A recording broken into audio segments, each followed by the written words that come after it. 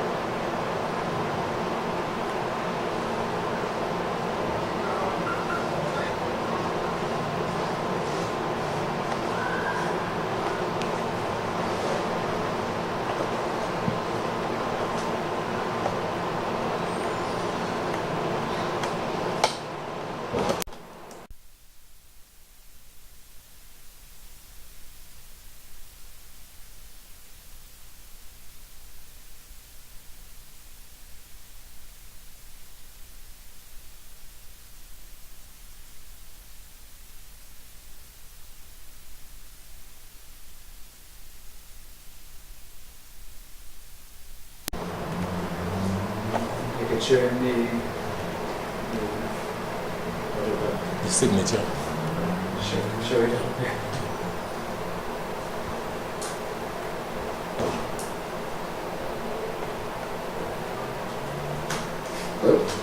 Thank you. Start. I am Krishna Samaroo, teacher, secondary school teacher. I was attached to Pleasantville Senior Comprehensive School for 35 years, 1979 to 2014. I just retired. I was born in Belmont. I went to Belmont Boys Secondary, and then I did my A's at Fatima College before going to, I taught for 2 years at Fatima College. Then I went on to the University of the West Indies, and I did a BA degree in English. From there, I was posted to Pleasantville Senior Comprehensive School, and that's when I retired in 2014. Where I lived as a child is now bush, a vacant lot. But Ma is there. So too are the 2 Dudus mango trees, one in the front yard, one in the backyard, the red hibiscus hedge, the gallery with its mildewed, weather-beaten planks, the pink rose tree, the white rose tree, the pink and white flowers of the oleanders and the periwinkles, the yellow gainders, the glistening palm trees, the gravel yard with its stubborn clumps of weed, the building blocks of my life. The building blocks of the prime of my life are all there. All are there, silent, invisible, within the tangle of every imaginable kind of bush, distorted now, overgrown. The past distinctions of front yard, house, backyard garden, layered over. All are there within the bittersweet teardrops of memory. Sangre Grande has changed, but not by much. In brilliant sunshine, it was always a glittering green. In sudden nightfall, it became pitch dark, except for the moonlit nights. Grande fills me yet with a breath of nostalgia, potent enough to resurrect the years spent there. Whenever I am passing through Grande, I make it a point of driving through Michael Trace Picton Road. I move at a slower than walking pace, and as I near the spot, now the vacant lot, I pause for the nostalgia to hit, and bam, it never fails to hit. I see the faded cream walls and low concrete pillars of Miss Annie's house. I see her large rolling eyeballs, her grand behind. I hear Angela's voice, sweet petite Angela, the first lady of my dreams. Opposite was where the Canes used to live, Miss Cane always in her old lemon duster. And opposite to them, right before Miss Gertrude's house, where Gerald lived, was the bakery. Its familiar evening smell of freshly baked hops and sweet bread as overpowering now in memory as it was in reality. On the warm back of its gigantic clay oven, we dried our kites. After Miss Gertrude's place, I can see Miss Muriel, her face speckled with molds, stepping out gingerly on the uneven yellow-colored ground under her unfinished clay-walled two-storied house. The skinny, fair-skinned girl with a finny foot lived obliquely opposite. Her sister had been born too with the defect, and it was said that her parents had tried to get her foot straightened. Unfortunately, she died on the operating table. When this one came a year later, almost to the day, curiously enough, with the same deformity, her parents pledged not to interfere with nature's plan. So they had her, a big girl, wheeling herself about the concrete paved lanes of the iron-gated yard in a pram-like carriage. That upstairs house, opposite facing the east, with the milk-white flowers of the frangipani decorating the front yard, and a set of colorful gendis collecting in the far corner, is Mr. Rudolph's place. And that small, unpainted wooden house, directly opposite with the many clotheslines made of cutlass wire, running from wooden picket-like posts near the canal to the side wall, belongs to Miss Duru. Signaling the end of the road was the abandoned sawmill, overrun now with razor grass and timari growing as high. That is where we once broke Le Colbiche. I couldn't believe, the first time I revisited, I couldn't believe that the pitch road, which swelled and burned underfoot in the stinging hot sun, was really so short. Indeed, the fine brush of time can touch a scene familiar, render it barely recognizable, but droplets of memory can smudge the new two-storied edifices, discolor renovations, blotch the strange walls, blur, mute even electronic sounds, cut the electricity, return the past. So, please introduce yourself. Okay, I am Krishna Samaroo, teacher of a secondary school for 37 years.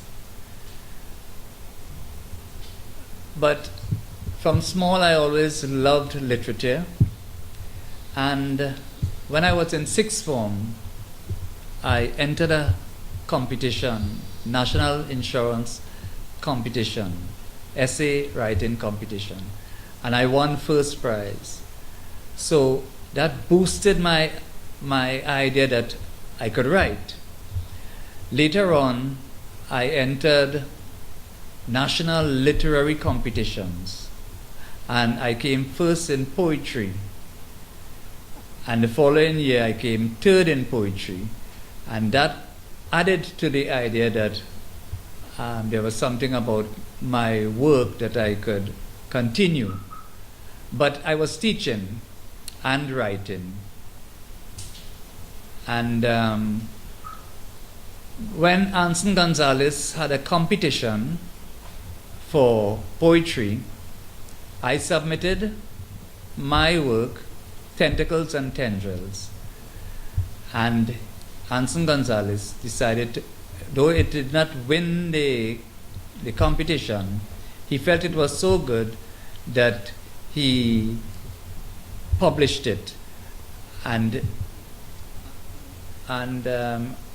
he said that I was a poet worth waiting for, to quote him, a poet worth waiting for. Yes, I was a poet worth waiting for.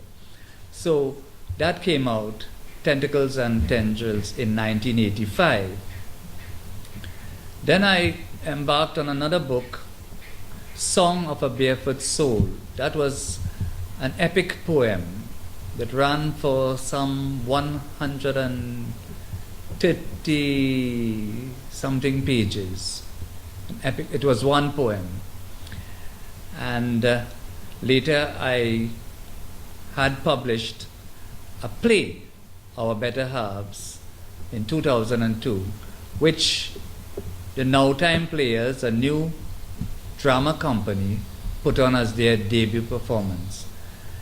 So I was writing, I was teaching, but I was also reading. I read poems at a number of venues, thanks to the late poet Anson Gonzalez, and thanks to the Writers Union of Trinidad and Tobago. I read at Naparima Bowl, I read at Holiday Inn, well, which is now Radisson Hotel. I read at UE.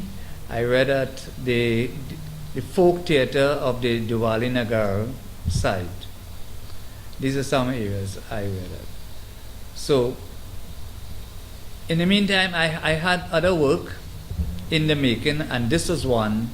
This novel was one that was written since 1984. The first draft came out in 1984.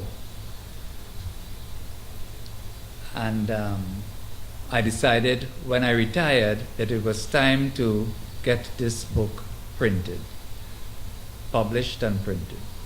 Was it difficult to choose a title? Well, I had a working title. The working title was Ma Marie's Grandchildren, and actually that's one of the titles of the short story. Ma Marie, or chapters, Ma Marie's Grandchildren. I worked with that for a number of years, and actually when I did the first draft, one of the titles was In This Lovely Land. That is an echo of a calypso, In This Lovely Land. I played with that, I toyed with that, but then I went with Ma Marie's Grandchildren. And later on, closer to publication date, I started to look for another title, one that I wasn't too satisfied with the Ma Marie's Grandchildren. And I found one that I was satisfied with, I grew to love, the Nowherians, especially as it had this Caribbean flavor to it, coming with the Caribbean dialect, the Nowherians. Yeah. Krishna, what inspired you to write this book? Well, when I was vacationing in 1984 with my first wife, Radhika Samaroo, she was pregnant at the time. We went to Point 14 and we were minding house, as it were, for her brother who went on vacation. And it was a big house, a mansion I would call it, had 4 levels. And the 4th level, he had a study. So I used to go in the study and I suppose fantasize with the idea of writing. And that is where I picked up one evening a notebook, and I started to write the first draft for this book, The Nowherians. Krishna, what is this book, The Nowherians, all about? It is about time I spent in Sandy Grande with my brother. We were lodging at the home of the brother of my father in Belmont. There were 7 of us, and I don't know what happened, but it was felt that 2 of us had to go and spend some time with my grandmother in Sangre Grande. So one fine day, they picked us up, 2 of us, and they carried us to live. I didn't realize we were going to spend the rest of our lives in Sangre Grande. But when something happened, when my other grandmother died, that is my father's mother, we came back to Belmont, and that is when my father said we were not going back to Sangre Grande because he had built a house by then. So the book deals with the arrival of the 2 boys in Sangre Grande. It covers, the time covered is the arrival, from the point of arriving in Sangre Grande to live with their grandmother, with the express purpose of living with their grandmother, to the point where they left Sangre Grande and returned to live with their parents and siblings back in Belmont. Mr. Samaroo, where's your market for this publication? Right. The target audience I have in mind is the Form 1s.